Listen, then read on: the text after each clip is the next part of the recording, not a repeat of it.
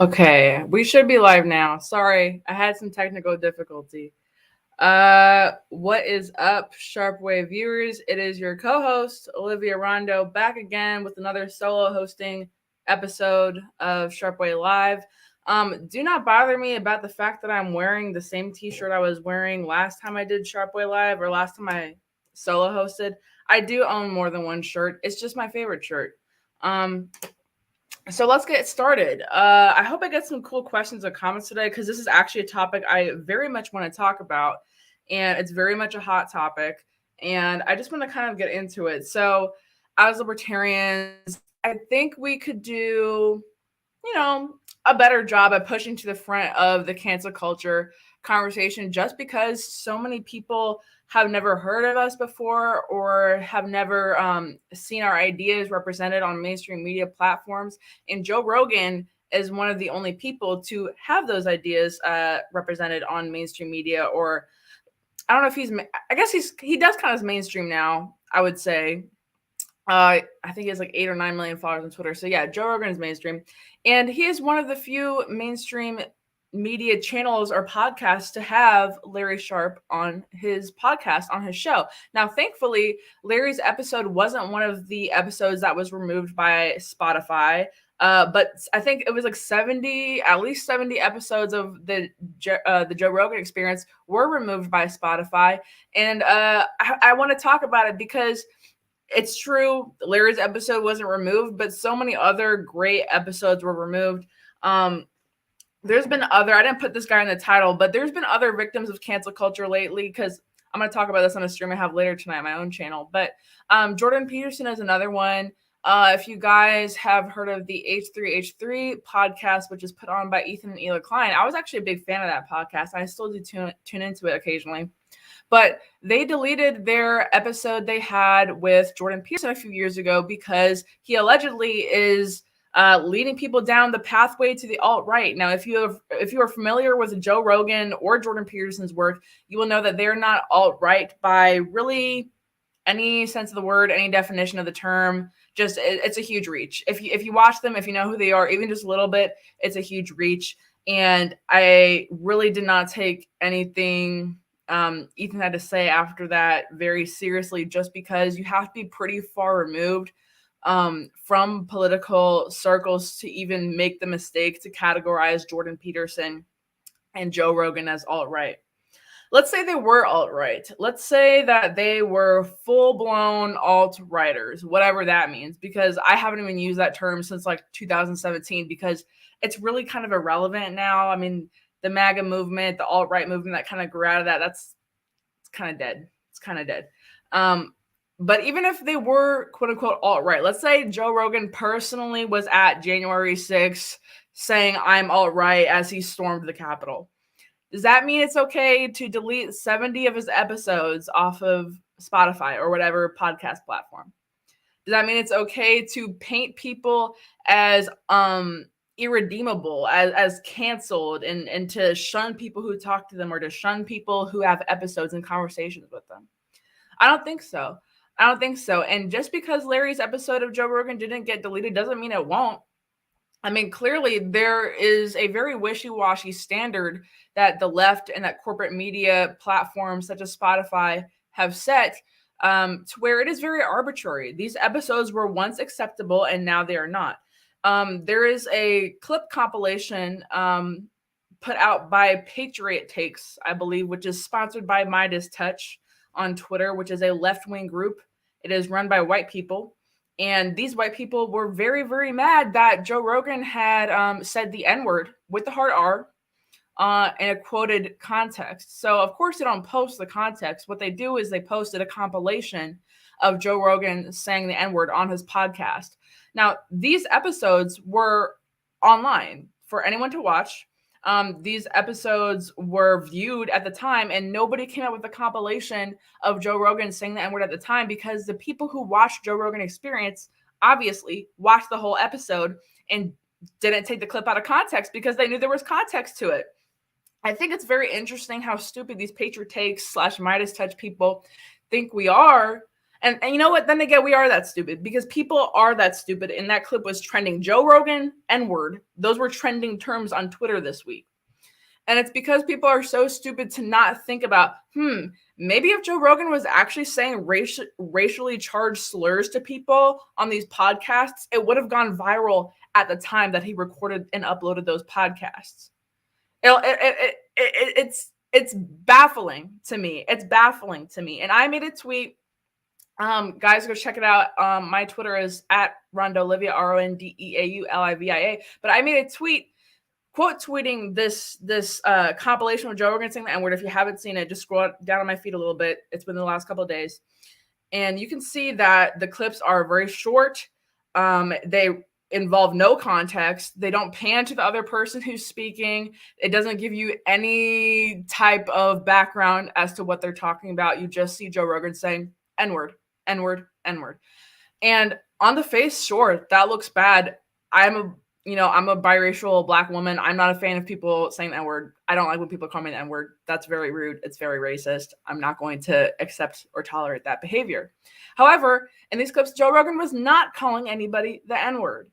He was, that's funny. Jean says, I've never listened to Joe Rogan, but now I want to. You should. I'm a recent listener to his podcast. I only started listening to his podcast in the last year or so, but I've been a big fan of him since his UFC days, back when he was commentating on the UFC. I know a lot of people, I'm not really the Fear Factor generation, but a lot of people have seen him on Fear Factor. I believe that was before his UFC heyday. So he's had a big fan base for a while. And if he had been racist for that long, people would have called him out a long time ago. A long freaking time ago. So the fact that they believe that we're just going to sit here and be like, oh my God, Joe Rogan said the N-word 20 times and he never got canceled for it over the 20 episodes that he said it in, where they were talking about race and race relations, and they're talking about racial slurs and these things. It's obvious that he would have been canceled at the time if he was racist when he said it. And like I said before, he was not calling anybody any racial slurs or the N-word by any means in these clips. I mean, I remember personal anecdote. I remember in 8th grade, my teacher assigned us Uncle Tom's Cabin by Harriet Beecher Stowe. And I've referenced this book many a time in the recent years as I've gotten into politics, because of course, if you're Black and you say something that white liberals disagree with, what do they call you? An Uncle Tom. However, if you read the book, you understand that Uncle Tom is not like the race traitor that people make him out to be, or what they intend to say when they call you that, but that's besides the point. When my teacher was reading aloud the book in class, she would read the quotation of racist people using the N-word in the book, and she would read it as it was. She didn't call any of the Black children in her class the N-word. She wasn't using it in a malicious sense. She was quoting somebody in the book, and it was written in the book. And all she did was read the book the way it was written. Is that racist? Is that racist? Because I've seen a lot of people, including the Patriot Act / Midas Touch people / all these other white liberals on Twitter, saying context doesn't matter. Context doesn't matter. You can't say the N-word. You cannot say the N-word. First of all, does any other word have a rule like that? I do think that the N-word is probably one of the worst things you can call somebody, and probably one of the worst things you can call a Black person. It has a horrible, horrible history. People have been lynched and murdered and beaten and whipped, been called that word. It's a horrible word. There is no rule against saying it in any context. I believe you can say it in a historical context. I believe you can say it if you are quoting somebody. I believe you can say it if you are educating somebody on the word. And it's just ridiculous that people ignore the context. Exactly, Shelley says in the montage, you can even see that some of the clips were repeated, like they're taken from the same episode, and they'll just play the clip over to make it seem like, oh my God, he said the N-word 15 times. No, they're just playing it over and over again. Sam Sanfratello, cool last name, says, I'm tired of leftist boomers like Neil Young, I believe, trying to tell me what to put in my body, the vaccine, or my mind, opposing point of view. And the leftist machine that puppet masters all of it. So another funny response to Joe Rogan being canceled, or another reason why Joe Rogan is being canceled, is because he spreads vaccine misinformation. And we've talked a little bit about that on this channel. However, you're allowed to talk about vaccines. You're allowed to talk about your opinions on vaccines. I might not agree with it. It may even be scientifically false, but you're allowed to say it. And Neil Young is some old fart who pulled his music off of Spotify because of it. So that's what that's in reference to. Everybody say hi to my boyfriend, Patriot J's in the chat. Thank you. Appreciate you watching. Brown Mamba says, Jimmy Kimmel, Jimmy Fallon, Howard Stern, Ted Danson, Justin Trudeau, etc., all in blackface, don't get nearly the same amount of outrage as Joe Rogan because they're in bed with the establishment. Exactly. I won't take none of you people seriously until you come after these people on the list who have done far more racist things than Joe Rogan has ever done. Joe Rogan has not told a black person, you're the N-word. He has not referred to a black person as the N-word. Joe Rogan hasn't done blackface and gone up to black people and danced around in blackface. Justin Trudeau has done that. Justin Trudeau has done brownface / blackface like probably 10 to a dozen times. He actually doesn't even recall how many times he's done it. That's how many times he's done it. Jimmy Kimmel, Jimmy Fallon, Howard Stern, these people are all huge media stars. And I won't say Howard Stern is necessarily like a liberal or leftist corporate media star, because he does have a history of saying very, oh my God, wait, Larry's here? Larry? What? I thought I was solo hosting tonight. My event went late, so I said I'd stop in for a few minutes. Larry! That's all. Oh my God, we're talking. It's just like saying hi. Yes, I am. I'm swapping out all your cool stuff. Done.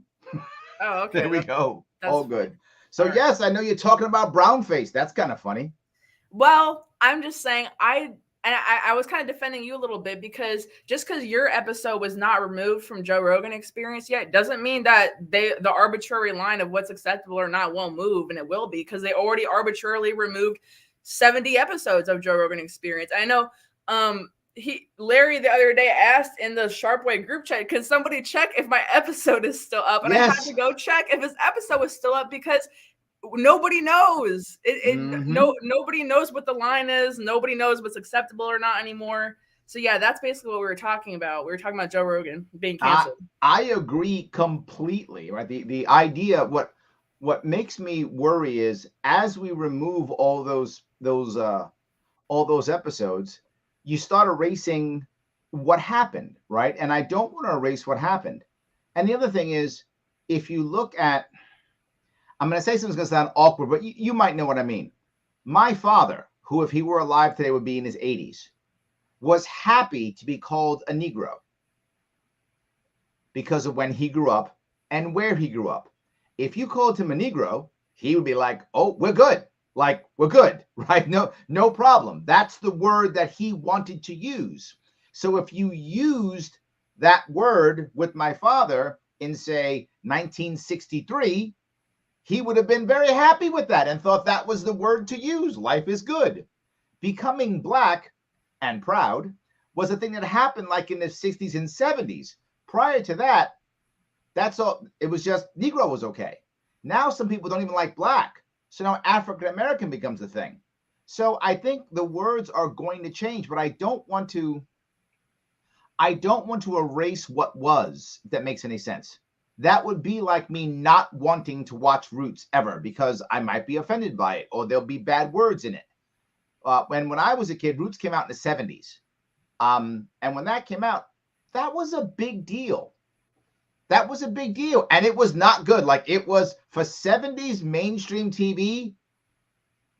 That was a big deal. So I don't want them pulling his stuff out. I don't want them erasing the stuff. I want it to still sit there. Yeah.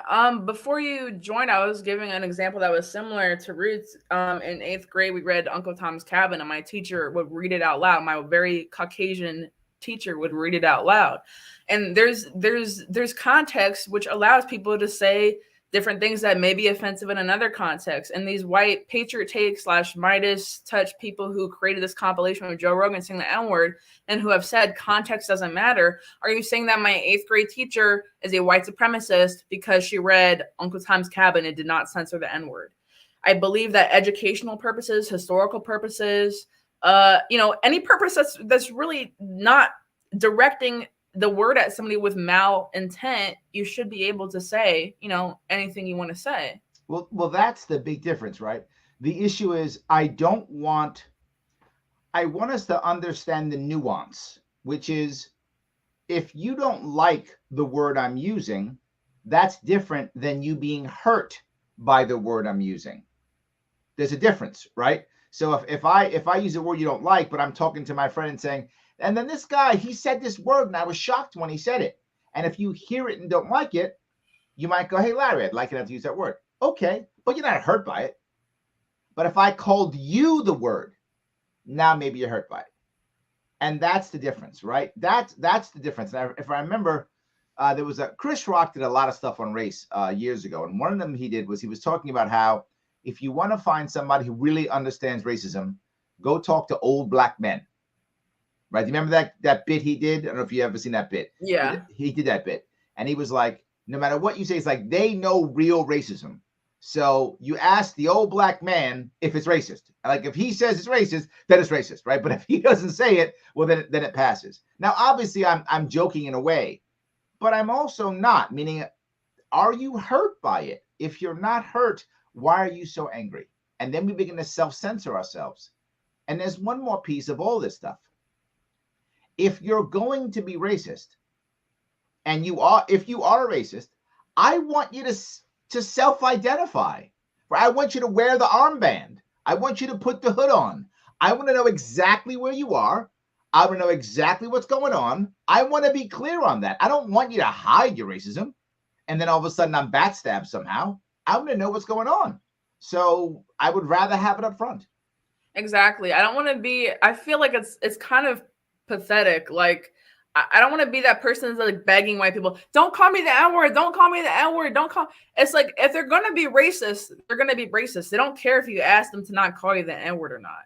They Absolutely. don't cancel them for it. They don't care if you cry about it. They don't care if you're hurt by it. Yes. So and I kind of wanted to touch on this too, because Joe Rogan saw that his episodes were deleted, and I don't know if you saw, but he apologized. He released this response video on Instagram that it rubbed me a little bit the wrong way. Like I want him to stand up for himself a little bit more. And you know what? Maybe he just cares about his bottom line more. And how can I be against that? No, I disagree. No, I disagree on that one. Here's my view. I don't know this, so I could be wrong. And Olivia, if you know something, you correct me. No, go ahead. Here's what I think. Joe Rogan doesn't have to say he's sorry. Not required. He could have ignored this completely if he wanted to. Totally ignored it. And if he ignored it, some people would have kind of buzzed around a little bit. Some people would have called him a racist. Some people would have left. So instead of getting 11 million views every day, he would have got 9 or 10. He still gets his money. He's still fine. Over the course of time, people kind of forget about it and it goes out of news. How do I know that? Dave Chappelle. That's how I know that. Eventually, it goes out of the news, whatever time that is. He had the option to just say nothing. Take whatever minor punishment he's going to get. He loses $1 million out of 12 million or whatever, and then move on. That was a choice. And I'm sure some of his advisors said, dude, shut up. Keep doing it. Don't worry about it. Move on. It'll go away. I'm sure somebody told him that. He said he's sorry, I believe, because he's sorry. That's why I think he said he's sorry. He doesn't have to. Dave Chappelle didn't say he was sorry because Dave Chappelle's not sorry. So that would be the reason why. And Dave Chappelle went fine too. My issue is, I think once he said sorry, though, this is an actual cultural issue that we have to deal with. When you say you're sorry, too many people take that as weakness and attack, which is why your sorry has to be very specific, which is, did you hurt somebody? If you hurt somebody, say sorry to that individual or individuals who you hurt.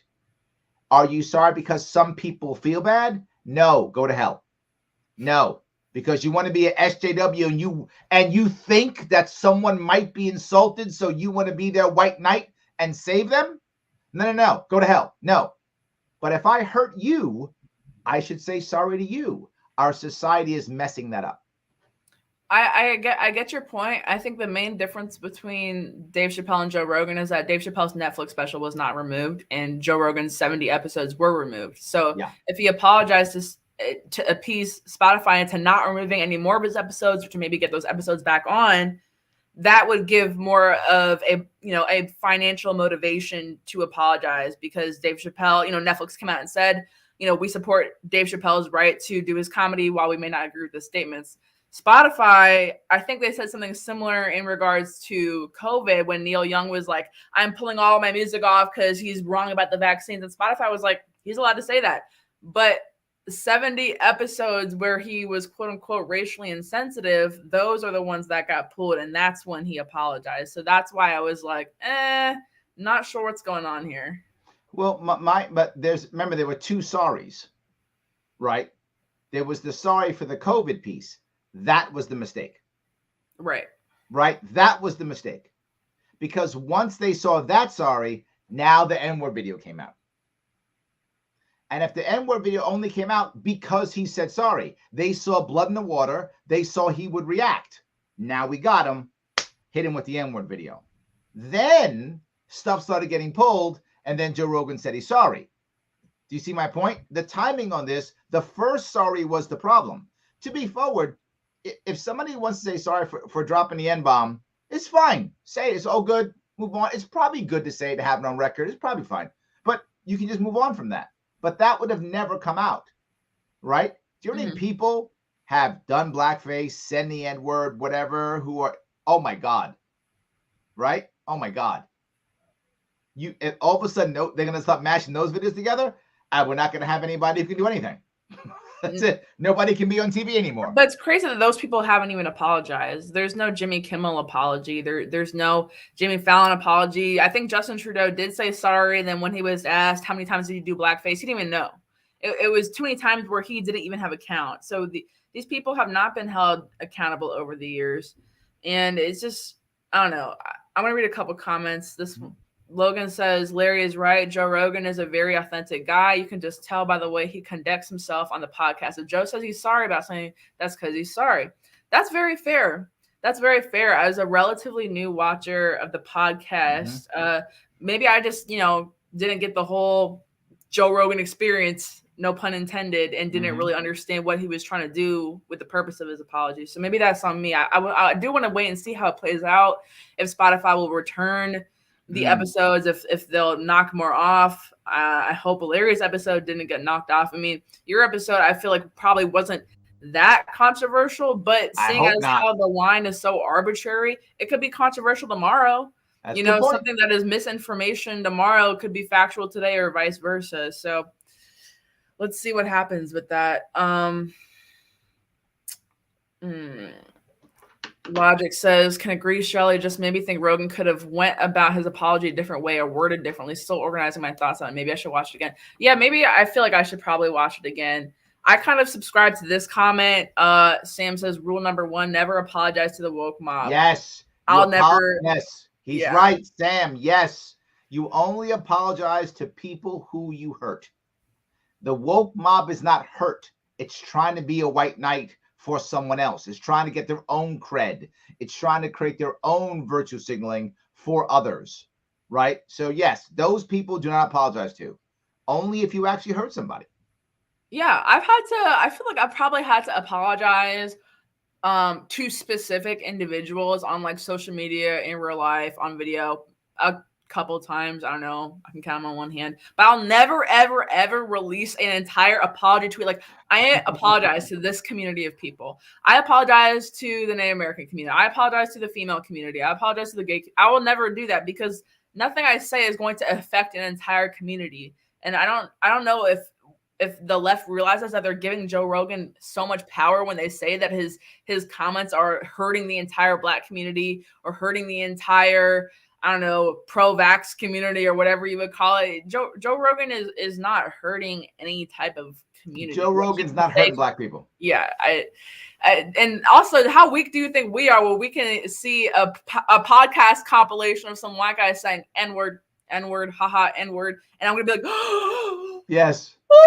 I can't get up in the morning anymore. Joe Rogan used the N-word. I'm going to stay in bed the rest of my life. Oh, exactly. Yes, I'm devastated now. Oh, I can't work anymore. Cancel the show. Joe my Rogan said the reaction when I N-word. saw that was like, oh, I remember a couple of these episodes and I remember the context of a couple of these clips. So I'm sure that the rest of these clips are also taken out of context as well.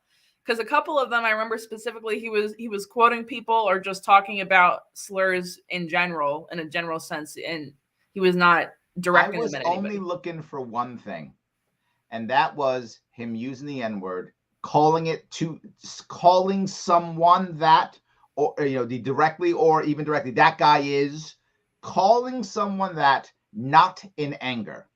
That's a racist.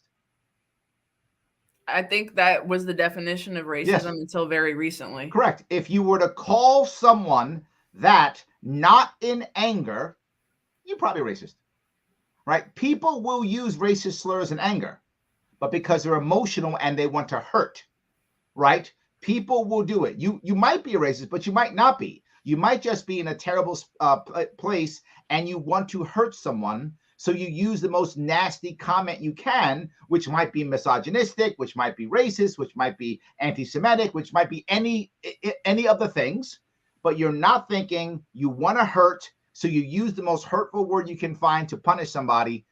You might not be racist. You might just be a jerk and have bad emotional problems. That's possible. But if you call someone that and you're not angry, that means you actually think of them that way. That's not emotion getting the best of you, if that makes any sense. So that's what I'm looking for, right? If I see that, okay, that's real. But I know people who said terrible things in anger. I have too, particularly when I was younger, less control of my emotions, saying things that I know I shouldn't have said, but I was angry and I'm going to show that person and I'm going to be mad or whatever. And I said things that now I'm like, I wish I'd never said that.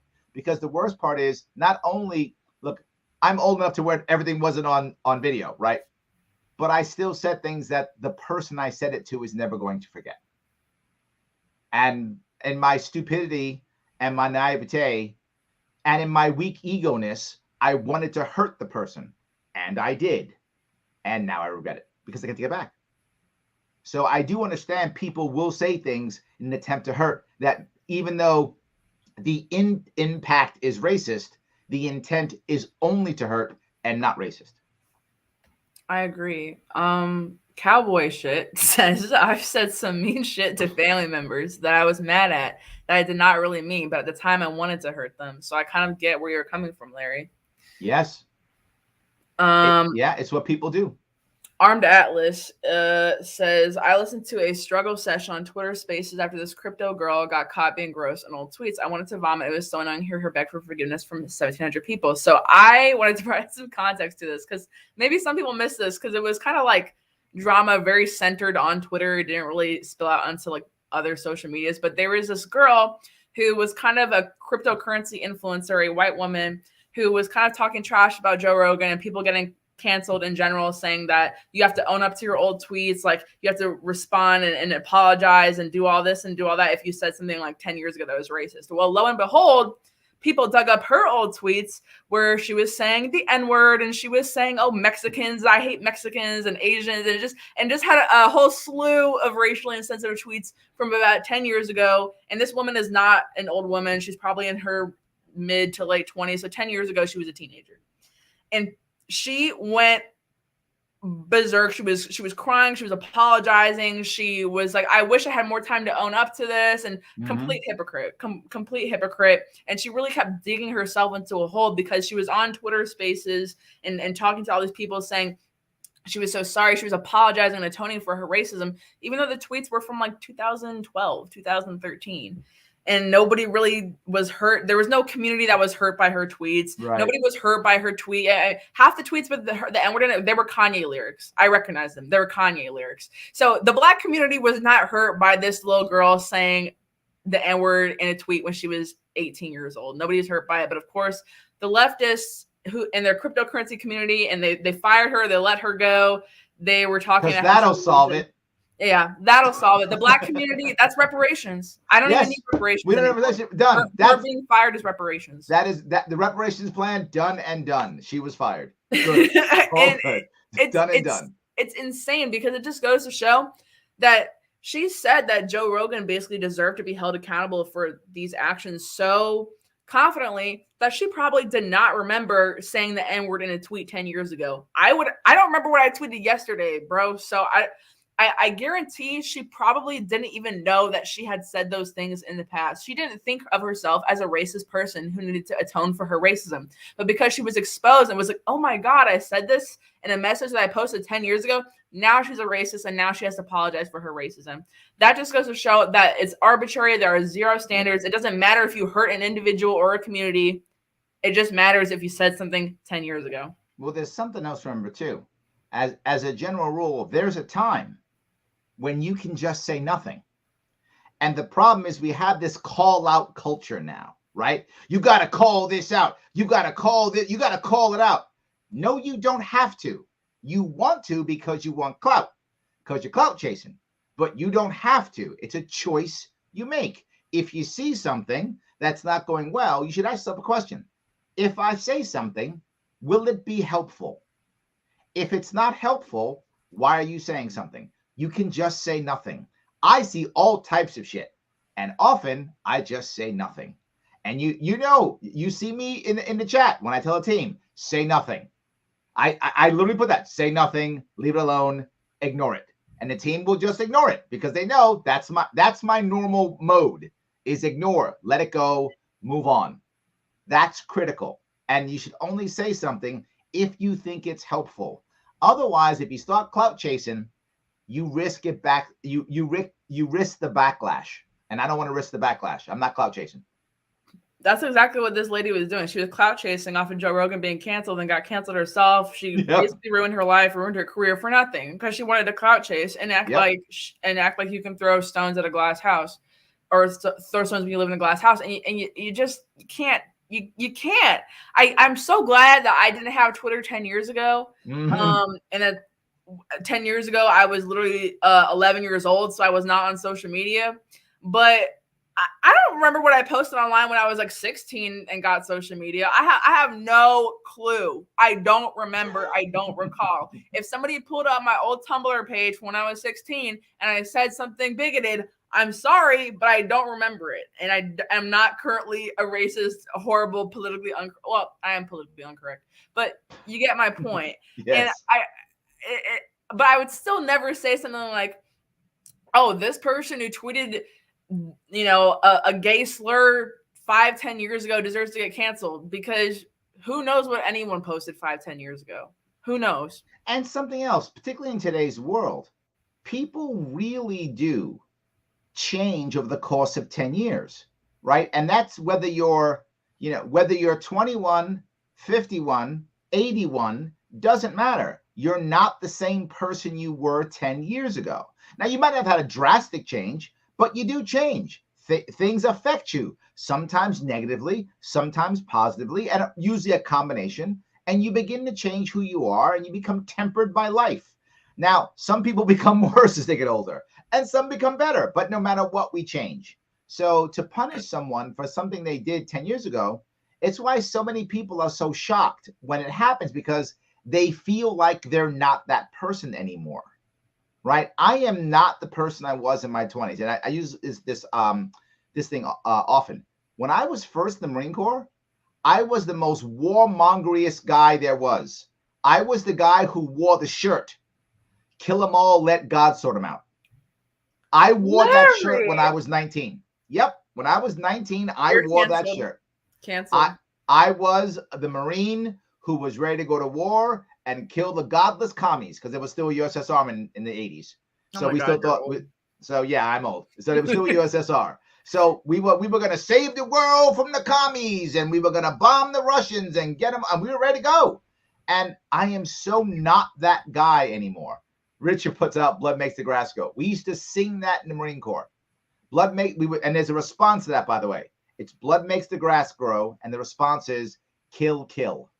So what does this mean? That just means kill anybody that you can. And that's That is how we thought. Then look, the Marine Corps' job is to make killers. They're good at it. They're good at it, right? So when I came out, I was thinking, let's go do this, right? So when someone says blood makes the grass grow, the response is kill, kill. So let me ask you maybe a more difficult question. And I agree with your premise that everybody changes over the course of 10 years and you can't be punished for saying something 10 years ago. Does this apply to actions? Does this apply to something like crime or have to do with the statute of It must. Limitations? That's why we have a statute. Well, not mine. That's one reason why we have people in prison, right? That people get out of prison. There has to be a second chance.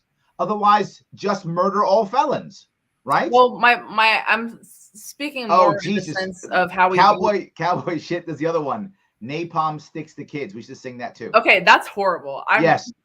Hold on though. Yes. But in terms of the statute of limitations, sorry, just saying he's right. That was horrible stuff we used to sing. All right, let's say somebody committed a crime 10 years ago and nobody discovered it until now. Should they still be punished? Oh, that's what you mean. Yes. Oh, I think you should. So you can be held accountable for things you have done 10 years ago. Yes, but the question of if you committed a crime means you hurt someone. And that's did you hurt someone? That's true. Is the crime I used to sell weed?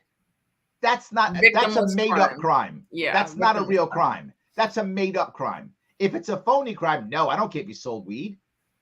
But if you actually hurt somebody, you beat somebody up, you stole something, yeah, you should try your best to somehow give them back something, help somebody, right? Do something to make it right. You should, yes. But once you've done that, then you got to move on. What can you do? I can't bring back the 10 years or whatever it is, but can I try to make things better? I can, and I should. That's a good answer. I guess that makes it more clear for me that it's if you hurt somebody, that's when you should be held accountable. Another question from Jonathan. Olivia, I think this hurts the free speech movement. Do you agree? And to what extent? For sure, because obviously in America we have the First Amendment, but I think a day could come where we don't have those protections anymore. If you look at Canada, they're making laws and they're deciding what's legally acceptable based off of social arbitrary lines of what's acceptable. Absolutely. So now in Canada, they're trying to put, bills like Bill C-16 in Canada is allegedly supposed to basically hold people legally responsible if they don't, call people by their preferred pronoun or their preferred gender identity or their preferred name and stuff like that. When 10 years ago, that was not an issue. That was not unacceptable to call somebody by, whatever you were going to call them. But now it's a crime and now it's a whole legal bill in Canada. So yeah, for sure. When we're talking about like political correctness and canceling people for what they said 10 years ago, of course, this is just moving the line further and further down to tyranny. Now, obviously, we haven't seen this be like legally enforced. Joe Rogan's not going to jail for saying the N-word. Right. There can be no legal action taken against him. But there are people calling for legal action because he allegedly spread vaccine misinformation. Whether he did or didn't, that's up to people to do their own research. I personally don't believe he did, but there are literally people saying that people who spread misinformation should be banned, should have their accounts deleted and should be held liable criminally and legally. I think that's the first step to chip away at the First Amendment, or not the first step, but it's a step. It's a step for sure. Yes. Well, I'm gonna have to run to my event. It got delayed, so I wanted to stop it and say hi. Thank you. I gotta run. Take them all home. I'll see you guys. Bye. Bye, Larry. Wow, wasn't that a treat? I did not know Larry was going to join at all, so that was really fun. I'm sorry. I honestly, if you want to leave now, I won't blame you. I'm going to keep the live going until through the hour. I'm going to read some more comments though. Logic says if they try to make laws like Bill C-16 here, they'll obviously be violating the First Amendment, and that won't fly here. I would like to believe that. And I think that's true for the current time. But, 10, 15, 20, 30, 40, 50 years down the line, a whole generation down the line, like, is the next generation going to value free speech as much as the older generations do? I can already say that Generation Z, my generation, you know, born after like Y2K essentially, does not appreciate and respect the First Amendment as much as past generations do. I can say that from my anecdotal experience with millennials, they tend to not respect the First Amendment as much as Generation X and Boomers and the Silent Generation do. I feel like every generation we go down the line, we go a little bit more and more away from America's traditional values of freedom and liberty and the Constitution, and that includes the First Amendment. Question from Craig: do you think there should be no statute of limitations on laws with a victim? I'm assuming that question was for Larry before he left, but I struggle with this, but I'm going to have to say that I don't think there should be a statute of limitations just because of my, again, very anecdotal and personal evidence. I have a friend who was sexually abused at a very young age for several years, and the statute of limitations ran out in their state, and there's really nothing they can do at this point. I know that if it's by a family member, I don't think that the statute of limitations or I don't think there is a statute of limitations. But I think if it's by a third party in certain states, that there's really nothing you can do, and that is totally a crime with the victim.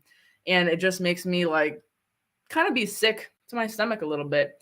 If you guys want to find Larry's episode on the Joe Rogan Experience, it is number 1167. I double checked as of like yesterday. It's still on Spotify, so you guys should go watch it, go listen to it before it is not on Spotify anymore.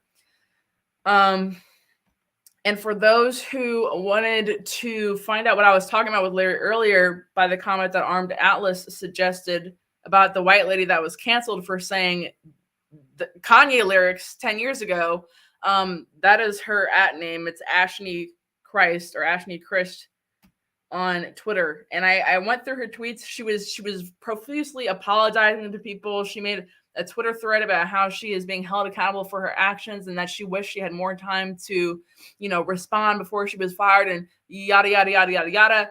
I say good riddance. You know, it's unfortunate. I feel a little bit bad that she was canceled over something that she said 10 years ago, but not really, because she's the type of person to cancel somebody else for saying the exact same things that she did. So I don't really care. AH says, C-16 would fly here in the United States. Hate crimes exist, and that is based on one's thought. The First Amendment is being chipped away. Interesting.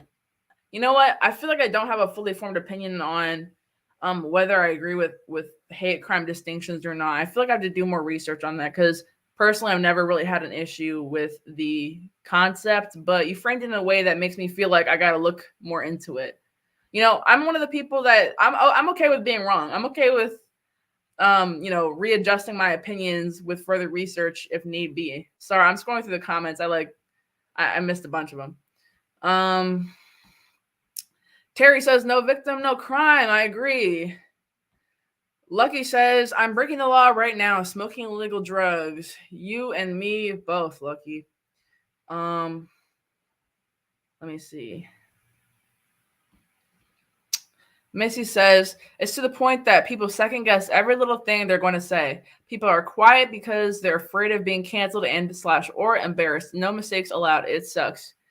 That is unfortunate. You know what's crazy? I have a bunch of people that send me DMs or, you know, comment on my stuff from private accounts who don't follow me. And they'll send me a DM saying they support me and stuff. And I'm like, for a while I was confused. I was like, why aren't these people following me? Like, why are they sending me these DMs saying, oh, love your content, girl, keep it up. I'm proud of you, blah, blah, blah.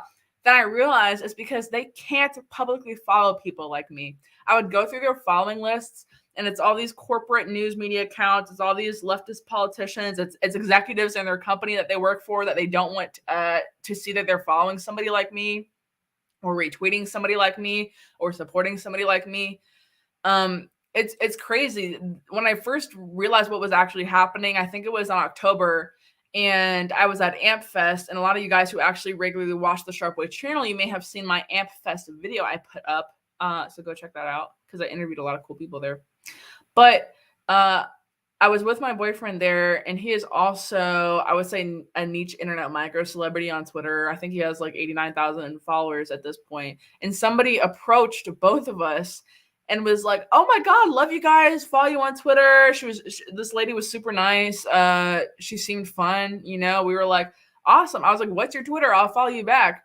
And she looked nervous, you know, and I just handed her my phone to, you know, put her Twitter, and I go to follow her, and I realized she didn't follow me, but she knew exactly who I was, had referenced content that I had put out, you know, was enough of a fan of me to approach me and my boyfriend in public and, you know, have a conversation with us.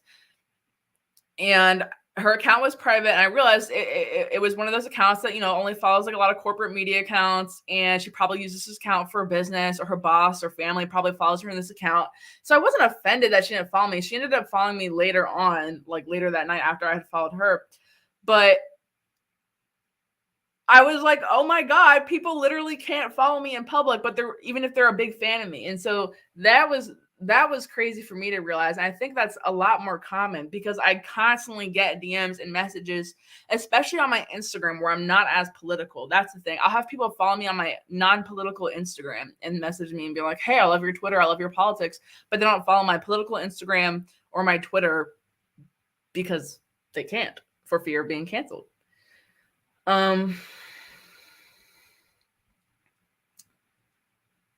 Let me see. Shelly says, "I've never liked the crimes of passion. How did you less murder your spouse because you quote unquote love them? I'm not sure if hate crimes are the opposite." I feel like I don't really know the legal definition of crimes of passion. My perception of them was that if you like, if your ex is dating somebody else and you break in and punch her new boyfriend in the face, or beat her new boyfriend, or assault or kill her new boyfriend, that's what I thought a crime of passion was. I didn't know it applied to if you kill someone or assaulted someone that you were in a relationship with. That seems stupid. I will say, if that's what it is, that does seem stupid. Logic says, okay, I mean, in what context of hate crimes is AH talking about, though? Like, obviously, physical hate crimes and vandalism doesn't fly. Speech is a different thing, though. What I got from AH's comments was that, if you beat somebody, you commit battery against somebody, that's a crime already. If you commit battery against somebody while calling them the N-word, that's a hate crime. That's two different crimes. But one is just based off of what you say or what you're thinking or what your intent was while you beat someone. So I definitely do get what AH was coming from when he said, well, isn't that, slightly chipping away at the First Amendment? You can beat someone and get one sentence and then or one charge, and then you beat someone while calling them the N-word. That's a hate crime. That's another charge. You might get a longer sentence. I get it.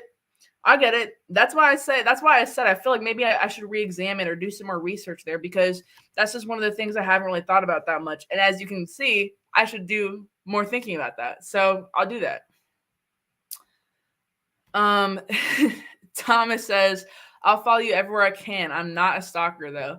That's cool, even if you are a stalker. I'm strapped, so I'm just kidding. Don't be a stalker. But if you guys do want to follow me on Twitter, that's Rondeau Olivia, RONDEAULIVIA. Then my political Instagram is rondo.olivia. And yeah, I'll probably put those in the comments or the description or something. Or I could just type it right now. Ain't that sweet? Okay.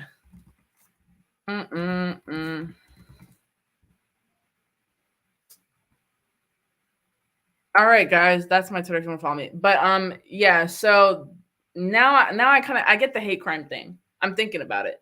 I'm thinking about it more clearly. Shelley says, so why weren't the people who killed George Floyd and Ahmaud Arbery charged with hate crimes? Well, to my knowledge, George Floyd was not killed by somebody who was saying or doing racist things at the same time, or was not killed with racist intent. I know that's very controversial to say, but I don't think Derek Chauvin meant to kill George Floyd. His actions led to his death for sure, and he should be held responsible for that because manslaughter or accidentally killing somebody is still illegal. But to my knowledge, he didn't say the N-word or do anything racist while he was doing the actions that caused his death. Ahmaud Arbery, I do believe that they should have been charged with a hate crime because it came out in the trial that I think that the neighbor that was filming the interaction with Travis McMichael and the other McMichael, his dad or whatever, I believe he did testify or did make some type of statement that the McMichaels did refer to Ahmaud Arbery as the N-word and that they had made, you know, racially charged and racist remarks and things like that. So by the legal definition, that one does seem like more of a hate crime to me. And they intentionally chased after him with a gun and shot him. So that seems like they would have more of an argument there. But I don't really know the specifics as much. Sam says, I think Joe Rogan is a distraction from Capitol Police spying on politicians. They broke into an office and photographed documents and whiteboards. So the congressman that happened to just followed me the other day. I forgot the name. Can somebody drop the name? Because I just noticed they had just followed me. And I was like, what the heck? Hold on. Okay, it was Congressman Troy Nehls that, for people who don't know, he tweeted this on the 8th, so 2 days ago. Congressman Troy Nehls tweets, breaking, the Capitol Police Intelligence Division investigated my office illegally and one of my staffers caught them in the act. On November 20th, 2021, Capitol Police entered my office without my knowledge and photographed confidential legislation products protected by the speech and debate clause enshrined in the Constitution, Article 1, Section 6. 2 days later, on Monday, November 22nd, 2021, Thanksgiving week, 3 intelligence officers attempted to enter my office while the House was in recess. Upon discovering a member of my staff, special agents dressed like construction workers, that's scary, okay? That's really scary. Dressed like construction workers began to question him as to the contents of a photograph taken illegally 2 days earlier. Capitol Police never informed myself or senior level staff of their investigation, and the reasons are clear. They had no authority to photograph my office, let alone investigate myself or members of my staff. So why is the Capitol Police leadership maliciously investigating me in an attempt to destroy me and my character? Maybe it was because I have been vocal critic of Nancy Pelosi, the January 6th committee, and Capitol Police leadership about their handling of January 6th, the death of Ashley Babbitt, and the subsequent sham investigation. So that's a little scary. That's actually a lot scary. Anyways, I noticed that this guy literally followed me on Twitter like the same day or the day after he made this thread accusing the Capitol Police of illegally searching and taking photographs in his office and dressed as construction workers. To me, that does seem crazy. Unrealistic? No. Unrealistic? No. Capitol Police, don't trust them. Not even a little bit. So yeah, maybe to put this back up on here, actually, yeah, maybe Joe Rogan is just distracting from Capitol Police spying on politicians. They broke into an office and photographed documents and whiteboards. Yeah, maybe that's true. Maybe they literally, it's trending on Twitter because, and people are making a big fuss out of it because they don't want us to know that intelligence agencies are spying on us and we have no privacy. I think, honestly, it could be a distraction for a lot of different things, though. I feel like, yes, this is very alarming that Capitol Police did that. Does it surprise me? I mean, the construction worker costume part does surprise me, but in general, no, this does not surprise me, especially when this congressman has been a vocal critic of Speaker Pelosi, of the January 6th committee, and has been speaking out about the death of Ashley Babbitt. And not to get too into the January 6th stuff, because I believe I don't want to get this channel taken down.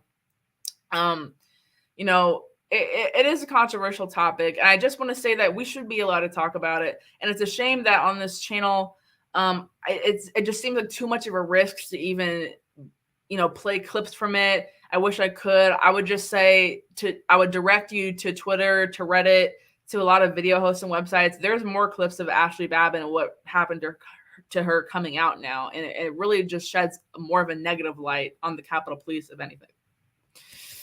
Whew. Sorry about that. I just got here, so restart the show. Well, I'm sorry to say, Larry was here earlier, so if you just got here, you missed Larry. He's the star of the show. I do apologize for that. I wish I could start over and bring him back.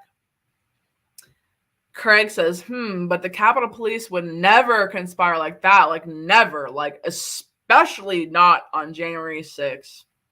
Never. Never. Olivia, do you have an opinion on the controversy over 8th graders reading Mouse? So, yeah, I've seen it a little bit. So I guess it's like a Nazi book, a book about Nazis. I haven't read it. So that's part of the reason I haven't really spoke about it, because I don't like to speak about things that I don't know about. But I don't think that book should be banned, especially for teenagers. Like in 8th grade, I was reading everything. And like I just said earlier in the show, my teacher was reading aloud Uncle Tom's Cabin and several other books. I had several teachers throughout middle school and high school read out, controversial historical books. That was just the one I could think of that had the N-word in it. But I think 8th graders, these kids are 13, 14, high schoolers, these kids are 15 through 18. They should be able to read whatever they want. And the internet is completely uncensored. So if they wanted to read it, they could anyway. So I don't really see the point in banning a physical book from them. Logic says, wonder if this Capitol Police thing could be a Snowden 2.0 Patriot Act right back in the spotlight. Oh my God. hope. You know what? Don't even get me started. You know, I think that's a very real possibility, unfortunately. I think there's a very real possibility. AH says, I believe Rogan is primarily part of the distraction from U.S. involvement in the Ukraine issue. Administration wants war to satisfy the military-industrial complex. Yeah, like I said, this Rogan thing could be a distraction from any number of horrible things that our government is doing, or that are happening in the world, or that are happening in our country.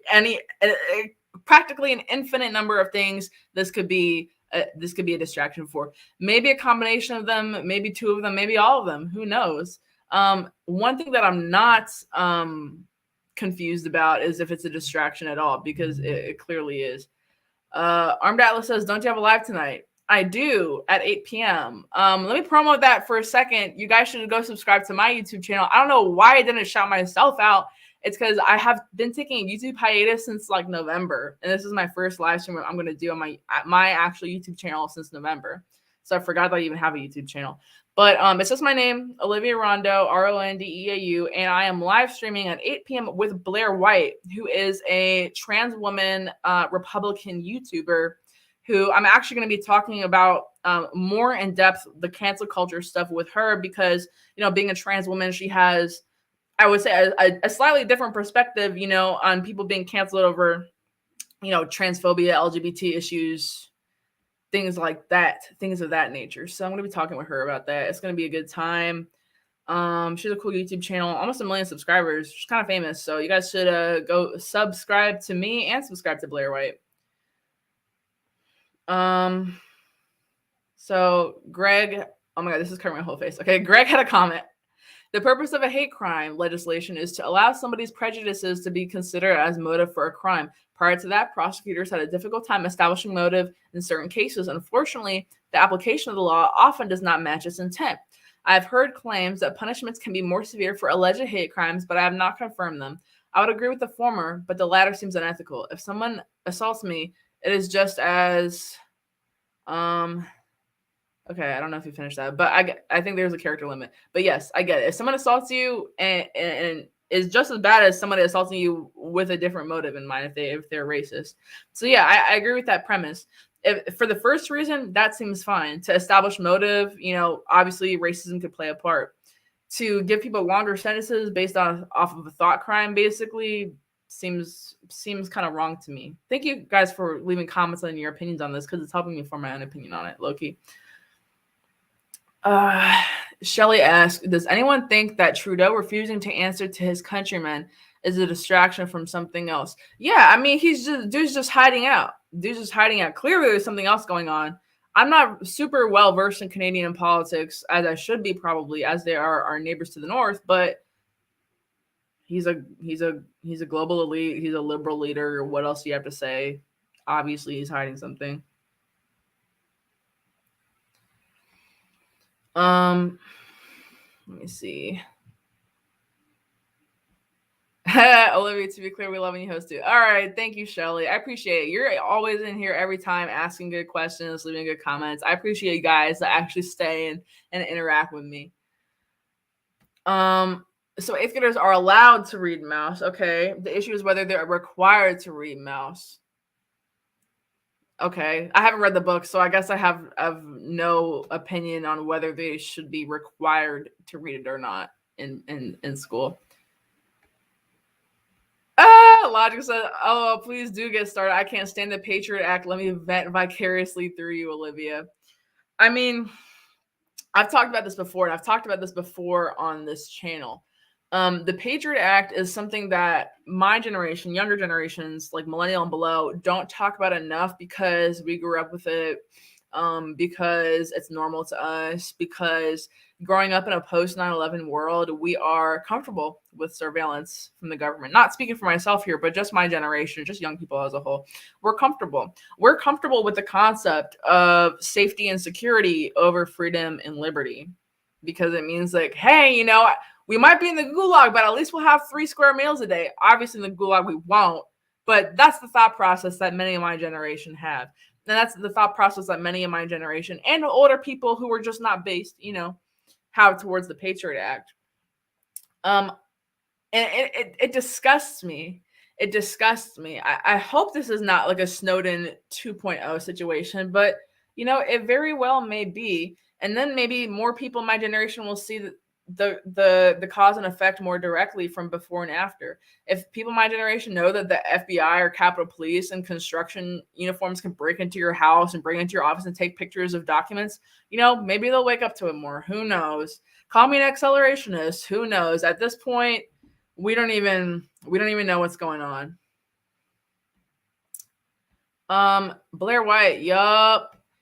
No, it's 8 p.m. tonight. So like in 1 hour, less than 1 hour, I'm literally gonna be streaming for like 3 or 4 hours straight at this point, because I'm doing the Sharpe Way stream and streaming with Blair tonight. But yeah, go subscribe to my channel. It's Olivia Rondeau. It's just my name. And that live stream will be starting in 58 minutes. So yeah, that's actually why I started this stream at 6 o'clock. If you guys tune in weekly, you'll know that the Sharpe Way stream is usually at 7 p.m., but I had to do a hard stop at 7:30 to get ready for my Blair stream.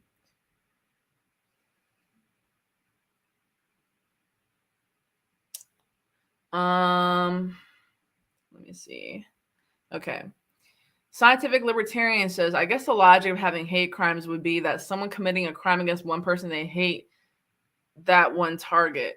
If someone does a hate crime, they're willing to commit crimes against a much larger portion of the population, making them more dangerous to society. That's a great point. That is a good point. That is also something to take into consideration if you're like me and trying to make up your mind about if you think hate crimes should be a thing or not.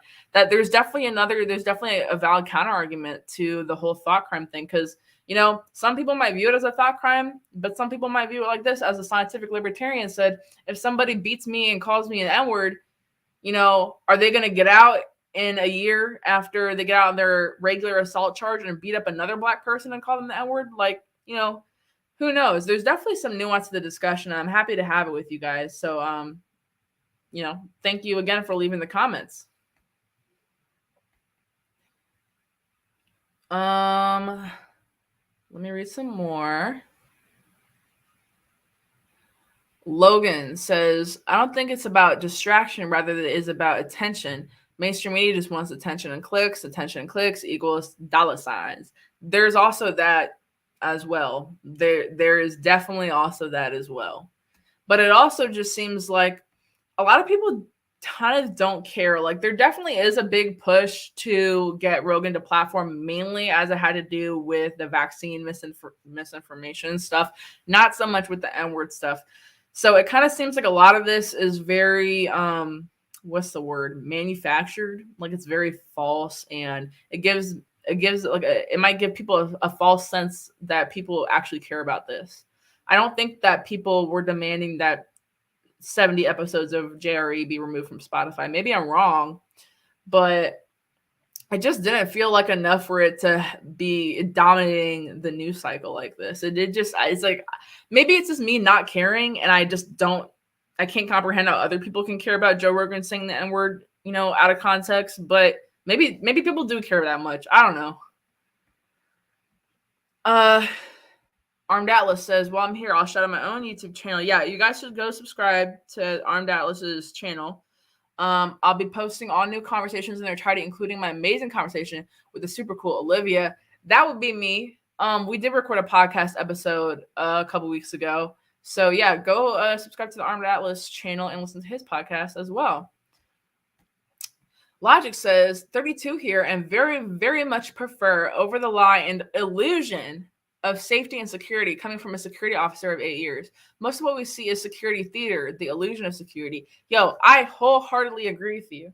And I'm happy you believe that. Sadly, a lot of people in yours and our age group don't believe that. And, you're 32. You're pretty young when 9/11 happened too. I'm assuming you don't particularly remember much of what time was like before that. I mean, you were in elementary school. So I think that just speaks to the success that you've had kind of unlearning the dogma that we should value safety and security over freedom and liberty. But many people, younger millennials and Generation Z, Zoomers, whatever you want to call them, they just don't see it like that because they didn't live in the pre-9/11 world. They couldn't walk right up to the gate with their family. They had to go through TSA. So they don't agree with this. I do want to talk about Whoopi Goldberg because we went an hour without talking about Whoopi Goldberg. We just talked about Joe Rogan the whole time, and that was the other person I wanted to talk about. We'll have to go in like 20 minutes. So, what does it say? Nooner Eclipse says, I don't agree with the suspension. However, let's be honest. Whoopi got a 2-week vacation. She kept making it herself, implying Jews equals white privilege, and whites never face historic discrimination. So, I'm sure that everybody has kind of seen at least a little bit of what this comment is referring to, but a refresher for those who don't know what I'm talking about. Whoopi Goldberg, everyone knows who she is. She's a black lady on The View. She got canceled because on The View, she said something very controversial and something that many people in and outside of the Jewish community took very offensively. She said that the Holocaust, Hitler, the Nazis, the Holocaust didn't have to do with race. It was about man's capacity for evil against another man. She was just saying it was about evil people, not racist people. And I think it was because she views race through a very American lens. And that's okay because she grew up in America. And of course, we're going to view race through an America like black and white lens. So when she sees Hitler, holocausting or genociding another group of European people, she just sees Europeans versus Europeans. She doesn't see the different ethnic groups like Jews and non-Jews. Which are distinct ethnic groups. Like, there are distinct Jewish ethnic groups that you could, test DNA for that show physical characteristics. But, to a black person in America, they might not, see all those phenotypes and ethnic groups as different races. So I get it a little bit. I'm giving her the benefit of the doubt here. I'm not saying she hates Jewish people or is excusing the Holocaust, like some people were saying. However, she went wrong with not viewing it through a historical lens and viewing it through a European or German or Jewish lens. Because at the time, and still in many places and to different people today, Jews do consider themselves sometimes to be a different race than Europeans, and Europeans sometimes consider themselves to be a different race or ethnic group than Jews. And at the time, Hitler and the Nazis viewed Jews to be a subhuman race and wanted to preserve the Aryan race. Whether you agree that they're both white or that one's ethnic and one's not, that's kind of irrelevant, because at the time, the Holocaust was about, preserving the Aryan race. And so that's what it was. It was about race. It also is about, man's hatred and evil towards another man. So she was right and she was wrong. I don't think she said it out of hatred. I think she said it out of well-meaning ignorance. I'm not Jewish, so, maybe a Jewish person would be more hurt by her comments than I am. I just think she was ignorant. what had happened in the aftermath was that she released a statement. She released an apology. She said that she was mistaken and that she like basically almost immediately walked back her statements and said that actually I was wrong. It is about race. It is about racism. I was wrong. They suspended her anyways. I didn't know. The comment said it was for a 2-week paid vacation. I didn't know it was for only 2 weeks. If it is only 2 weeks, then I feel a lot less strongly about it than if it was like an indefinite suspension or like a month-long or year-long or season-long suspension.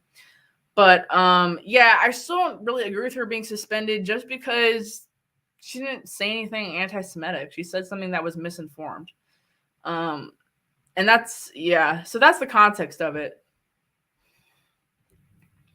Okay, so Lotta says he was in middle school.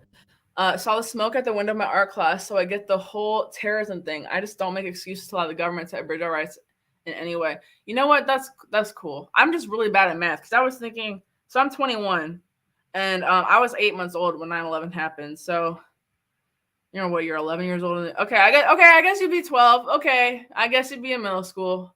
I stand corrected. I'm sorry. The scientific libertarian says the media would be giving anti-vaxxers cannon fodder when they misinterpret what scientists say. Then they point at it and go, see, this is incorrect, so now everything is. Yep. That's how it be. That's how it goes.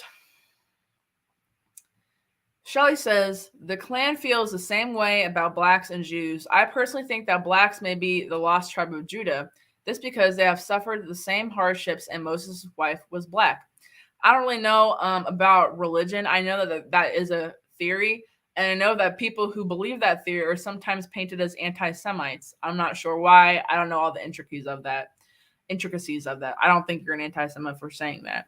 And there is some truth to that. The Klan definitely views black people and Jewish people both very negatively. I do think that they view them in different ways, though. And this is just from me researching a lot of what, the alt-right and the Klan, the white supremacists think and all that kind of stuff. I think that the typical white supremacist thoughts on Jewish people is that they're somehow like plotting against white people. Like they're controlling the banks or controlling the media or whatever. That's the typical Klan view of them. I think they just view blacks as like intellectually and physically inferior. I think it's slightly different. They hate them both equally, but I think they view them differently for sure. Let me see. Her original comedic name was Whoopi Cushion, but then she changed it. So I did not know that. I do know her real name is not Whoopi Goldberg. It's like Karen something something. Like it's a very plain American name. She changed her stage name to, I guess, Whoopi Cushion. I don't know if that's a joke or not, but I know she changed her stage name to Whoopi Goldberg to stand out more in Hollywood. And, I can't speak to why she specifically chose Goldberg, which is a very, I guess, stereotypically Jewish last name. I've never met anybody who was not Jewish with the last name Goldberg or had Goldberg in their family. But it just seems weird that by the left standards, this would be called, cultural appropriation. If a white person wants to change their name to a stereotypically like Asian name, if they wanted to do that to stick out in Hollywood or to get more comedy gigs, is that not cultural appropriation? Is that not racist? Oh, okay. Well, I guess her stage name really was. I believe you. I just didn't know that. That's really crazy. Greg Gonzalez says she may have avoided suspension if she didn't double down on her comments after the apology during a talk show appearance. Okay, so clearly I just don't watch The View because I didn't see her reiterate or double down her original comments. And so maybe she could have avoided the suspension if she did that. But then, I don't really feel bad for Whoopi because, like I said, the whole changing her name to Goldberg thing is a little bit weird to me. And I'm not Jewish, so I can't imagine how Jewish people feel about it. But she also, the View in general, I think fosters a very progressive, left-wing, liberal elitist audience that is keen to cancel people. And so she is partially responsible for fostering that very left-wing and cancel-y audience. And so now that audience is trying to hold her accountable for some shit she said, and now she can't complain about it. So I don't really feel as bad for her as I feel for Joe Rogan, because Joe Rogan does not foster a cancel audience. Joe Rogan does not deserve to be canceled. And I don't think Whoopi does either, but it's the audience that she's built, and you kind of deserve the audience that you build. You know, you deserve the audience that you get. Let me see. Logic says the government and media are also changing their tune about natural immunity too. Now saying we'll have to live with the vid. Literally, we've been saying this for like 2 years. For like 2 freaking years. We talked about this a little bit before, but you know, now the CDC is saying that you can go back to work after 5 days of being asymptomatic. You don't have to wait 2 weeks. You don't have to wait 10 days. You can go back if you're COVID positive and just are asymptomatic. So, you know, stuff is changing. I don't buy the lies. I don't buy the narrative that, oh, the science changed. The science never changed. The science was always the science. We all knew that. You know, we all knew that. They just didn't tell us that. Yeah, her real name is Karen Johnson. That's Whoopi Goldberg's real name. That's a very boring American name. Let me read some more comments before I get out of here. Would you guys watch me if I was on The View? I can't tell you. I've probably gotten like 100 comments tagging me in The View's posts and tagging me in articles about The View and tagging me in articles about Whoopi and stuff, and just in general saying, oh, we should replace The View with conservative women. We should replace The View with libertarian women. I would watch it. It doesn't have to be me. I would watch it. I know that Hannah Cox, you know, really great libertarian speaker, activist, journalist, she was down to do The View. I would love to see her on there. I would love to see Angela Stanton King on there. If you guys know who that is, she's Republican. She is hilarious. She always got the drama with her. She would just make talk shows so much more funny. There's so many more interesting women that could be on The View besides Whoopi Goldberg. And who else is even on it anymore?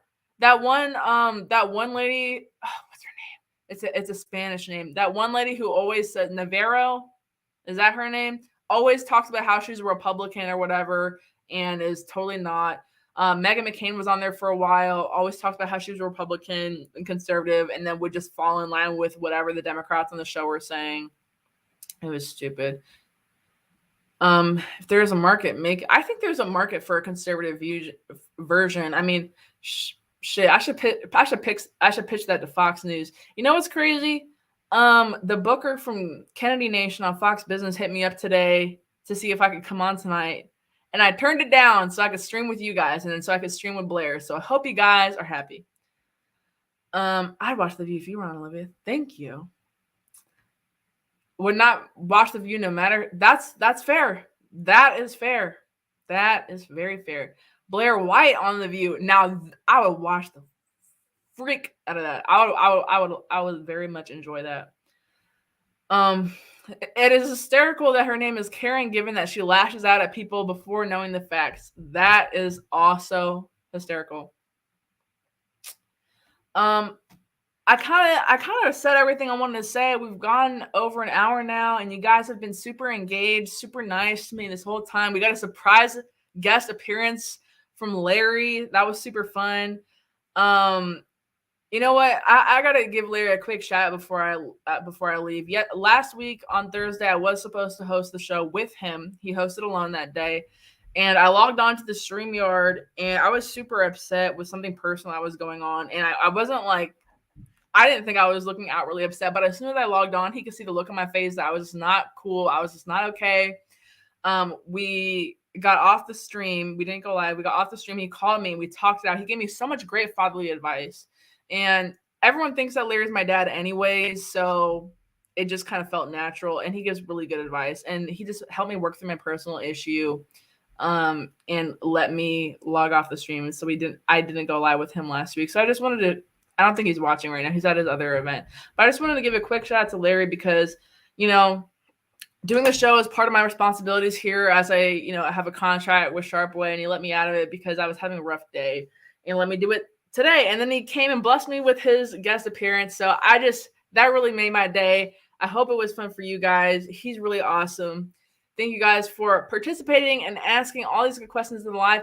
Don't forget, if you are a fan of Blair White or if you just want to see more of me tonight, I will be on my channel, Olivia Rondeau, at 8 p.m. That is in exactly 40 minutes, and I'll be live with Blair talking about some cancel culture shit once again. And with that, have a good night, guys. Thank you for tuning in.